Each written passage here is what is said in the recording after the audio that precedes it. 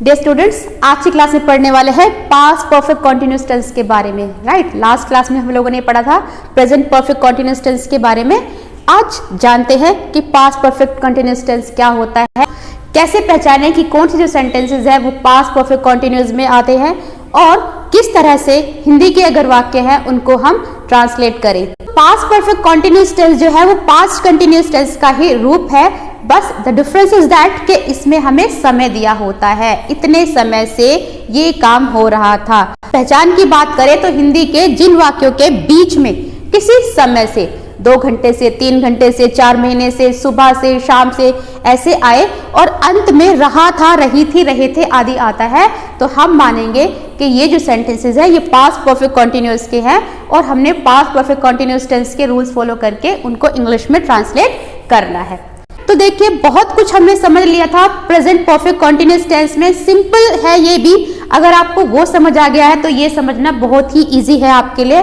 इसमें देखिए, अगर हम स्ट्रक्चर की बात करें तो ये है स्ट्रक्चर मैंने आपको पहले भी बताया था कि टेंसेस में जो स्ट्रक्चर होते हैं सेम होता है। डिफरेंस इज दैट कि हेल्पिंग वर्ब और मेन वर्ब कौन सी लगेगी उसमें ही सिर्फ चेंज आ जाता है। राइट, तो हमने पढ़ा था प्रेजेंट परफेक्ट कॉन्टिन्यूअस टेंस के बारे में, उसमें हमने यूज किया था हैज बीन और हैव बीन का। पास्ट परफेक्ट कॉन्टिन्यूअस टेंस में हम इस्तेमाल करेंगे हैड बीन का, बस यही डिफरेंस है। मैंने आपको बताया था कि जब भी कॉन्टिन्यूअस की बात होगी, चाहे वो प्रेजेंट कॉन्टिन्यूअस हो, पास्ट कॉन्टिन्यूअस हो या फ्यूचर कॉन्टिन्यूअस हो, सब में हम वर्ब की फर्स्ट फॉर्म प्लस आईएनजी का इस्तेमाल करते हैं और सिर्फ हेल्पिंग वर्ब चेंज होती है। इसी तरीके से चाहे वो प्रेजेंट परफेक्ट कॉन्टिन्यूअस हो, चाहे वो पास्ट परफेक्ट कॉन्टिन्यूअस हो, चाहे वो फ्यूचर परफेक्ट कॉन्टिन्यूअस हो, वर्ब की फर्स्ट फॉर्म प्लस आईएनजी का इस्तेमाल करते हैं, सिर्फ हेल्पिंग वर्ब ही चेंज होती है। ये टेंस एक कॉम्बिनेशन है पास्ट कंटिन्यूअस का और पास्ट परफेक्ट का। पास्ट परफेक्ट में हम हैड का इस्तेमाल करते हैं तो यहाँ पर हम हैड बीन का इस्तेमाल करेंगे। पास्ट कॉन्टिन्यूअस में हम वर्ब की फर्स्ट फॉर्म प्लस आईएनजी का इस्तेमाल करते हैं, यानी कि प्रेजेंट पार्टिसिपल का इस्तेमाल करते हैं, तो यहाँ पर भी हम प्रेजेंट पार्टिसिपल का इस्तेमाल करेंगे। जब हमें बताना हो कि पास्ट में कोई काम इतने समय से चल रहा था, हो रहा था, तब हम उसको पास्ट परफेक्ट कॉन्टिन्यूअस में बताते हैं। मैं 2 बजे से पढ़ा रही थी, वो 4 बजे से खेल रहे थे, माताजी सुबह से घर की सफाई कर रही थी, पिताजी दोपहर से अखबार पढ़ रहे थे। कुछ इस तरह के सेंटेंसेस। मैं 15 साल से स्कूल में पढ़ा रही थी।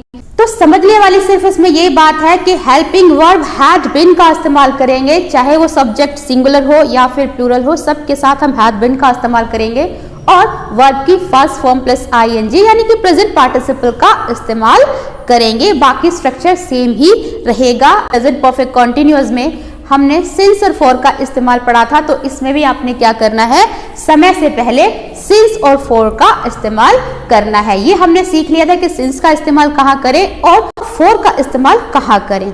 अगर आपने अफर्मेटिव ट्रांसलेट करना है तो आप इस तरह से करेंगे, सबसे पहले subject, then had, then been, verb की first form plus ING, since और for and then object। इसी तरह से अगर आपने नेगेटिव ट्रांसलेट करना है तो subject, then had, then not। यहाँ पर देखिए had और been के बीच में नोट आ जाएगा, had not been, वर्ब की first form plus ING, since और for and then object। Interrogative अगर आपको करना है यानी कि प्रश्नवाचक, सबसे पहले हम हेल्पिंग वर्ब लेंगे had, then subject, then been। यहाँ पर भी देखिए हैड और बीन के बीच में आपने किसको रखना है, सब्जेक्ट को रखना है, वर्ब की first form plus I N G, since और for, object and at last question tag. इसी तरीके से इंटरोगेटिव नेगेटिव में आप देखिए बहुत ही इजी है। सबसे पहले helping verb had, then subject, then not, been. यहाँ पर भी देखिए सब्जेक्ट और बीन के बीच में क्या आया, नोट आया, कि first form plus I N G, since और for, object and at last question tag. तो ये स्ट्रक्चर होता है जो कि आप समझ गए होंगे। अब बात आती है कि हम सिंस का इस्तेमाल कहाँ करें और फॉर का इस्तेमाल कहाँ करें। ये आई थिंक आप समझ चुके होंगे, फिर भी दोबारा से देख लेते हैं। सिंस का इस्तेमाल करते हैं हम पॉइंट ऑफ टाइम के लिए, यानी कि समय के किसी निश्चित बिंदु के लिए। लाइक जैसे घड़ी का समय बताना हो आपको, 2 बजे से 3 बजे से 4 बजे से, या फिर सुबह या शाम आपको बताना हो, सुबह से शाम से। इसी तरीके से अगर कोई दिन है ना, संडे, मंडे, ट्यूसडे, महीना है जनवरी, फरवरी, मार्च, या फिर कोई वर्ष है 1987, 1983, 2021 एटसेट्रा। तो इन सब के लिए समय, दिन, महीना, वर्ष के नाम ध्यान देना है। नाम से पहले आप सिंस का इस्तेमाल करते हैं, जो कि एग्जाम्पल मैंने आपको बताया, मॉर्निंग, इवनिंग, 3 o'clock, संडे, मार्च 2021 एटसेट्रा, राइट। इसी तरीके से आप देखिए फॉर का इस्तेमाल कहाँ करोगे? फॉर का इस्तेमाल करते हैं हम पीरियड ऑफ टाइम के लिए। किसके लिए करते हैं? पीरियड ऑफ टाइम के लिए, समय की अवधि के लिए, 15 मिनट से, 10 मिनट से, 2 घंटे से एटसेट्रा। तो देखने की बात है यहाँ पर मिनटों, घंटों, दिनों, सप्ताहों, महीनों, वर्षों की संख्या से पहले, राइट। संख्या यहाँ पर आपने क्या देखा था? नाम। नाम के लिए हम सिंस का इस्तेमाल करते हैं और संख्या के लिए हम फॉर का इस्तेमाल करते हैं। यही इसमें ध्यान देने वाली बात है। एग्जाम्पल के लिए 5 days, 6 months, 10 years, 2 weeks, 15 minutes या 5 hours एटसेट्रा। फिर से एक बार देख लेते हैं, मिनटों, घंटों, दिनों, सप्ताहों, महीनों, वर्षों की संख्या के लिए आप फॉर का इस्तेमाल करेंगे। तो आई होप कि यहाँ तक आप समझ गए होंगे। बिल्कुल सेम है ये प्रेजेंट परफेक्ट कॉन्टिन्यूअस की तरह ही। अगेन टेलिंग यू कि सिर्फ डिफरेंस इतना है, आपको वहां पर हैज बीन और हैव बीन का इस्तेमाल करना था, यहाँ पर आपको हैड बीन का इस्तेमाल करना है। एग्जाम्पल हम देख लेते हैं। मैं 10 बजे से स्कूल में पढ़ा रही थी। कैसे पहचाने? यहाँ पर देखा आपने कि समय दिया हुआ है और लास्ट में क्या है? रही थी। तो आप समझ जाओगे कि ये पास्ट परफेक्ट कॉन्टिन्यूअस टेंस के वाक्य है और वही रूल फॉलो करके हमने इनको ट्रांसलेट करना है या फिर पहचानना है। ठीक है, तो इसको आप कैसे ट्रांसलेट करोगे? सबसे पहले सब्जेक्ट आपने रखा, then helping verb had been, verb की first form plus I N G, teaching. कहां पर? इन स्कूल। सिंस 10 o'clock, क्योंकि यहाँ पर घड़ी में दिए गए समय की बात है तो हमने क्या इस्तेमाल किया? सिंस का इस्तेमाल किया। तो बहुत ही इजी है। अगर हमने नेगेटिव में इसको ट्रांसलेट करना हो, मैं 10 बजे से स्कूल में नहीं पढ़ा रही थी। I had not been teaching in school since 10 o'clock। तो आपने क्या देखा? had और been के बीच में आपने क्या लगाया? नोट को लगाया, राइट। had और been के बीच में नोट को लगाया, had not been। इसी तरीके से आपको नेगेटिव ट्रांसलेट करने हैं। क्या मैं 10 बजे से स्कूल में पढ़ा रही थी? इंटरोगेटिव अगर बनाना हो तो कैसे बनाएंगे? सबसे पहले आपने क्या रखा? Helping verb had. Had I been teaching in school since 10 o'clock? Okay, यहाँ पर भी आपने क्या देखा? हेल्पिंग वर्ब के बाद आपने सब्जेक्ट का इस्तेमाल किया और देन बीन का, यानी कि हैड और बीन के बीच में सब्जेक्ट का आपने इस्तेमाल किया। तरीके से इंटरोगेटिव नेगेटिव आपको ट्रांसलेट करना हो तो आप कैसे करोगे? क्या मैं 10 बजे से स्कूल में पढ़ा रही थी? Had I not been teaching in school since 10 o'clock? तो इस तरीके से बहुत ही इजीली आप ट्रांसलेट कर सकते हो, समझ सकते हो पास्ट परफेक्ट कॉन्टिन्यूअस टेंस। पहचान की बात करें, समय दिया होता है और अंत में रहा था, रही थी, रहे थे आदि आता है। तो आप ट्रांसलेट करेंगे ये वाले रूल, ये वाले स्ट्रक्चर को फॉलो करके। ओके, कुछ और एग्जाम्पल्स देख लेते हैं। जैसे सुबह से बारिश हो रही थी, तो यहाँ पर समय को देखिए, सुबह क्या है? पॉइंट ऑफ टाइम है। आपको किसी ने कहा तो आप तुरंत समझ जाओगे कि ये कौन से समय की बात है? ये सुबह की बात है। तो ये हो गया पॉइंट ऑफ टाइम, राइट। तो पॉइंट ऑफ टाइम के लिए क्या बताया था? आप सिंस का इस्तेमाल करोगे। It had been raining since morning. और कल आपको एक चीज और समझाई थी कि जब बारिश की बात होती है तो हम रेनिंग का इस्तेमाल करते हैं, रेनिंग वर्ड का, और जब बात होती है बूंदाबांदी की, है ना, तो हम ड्रिजलिंग वर्ड का इस्तेमाल करते हैं। Had been raining since morning, सुबह से बारिश हो रही थी।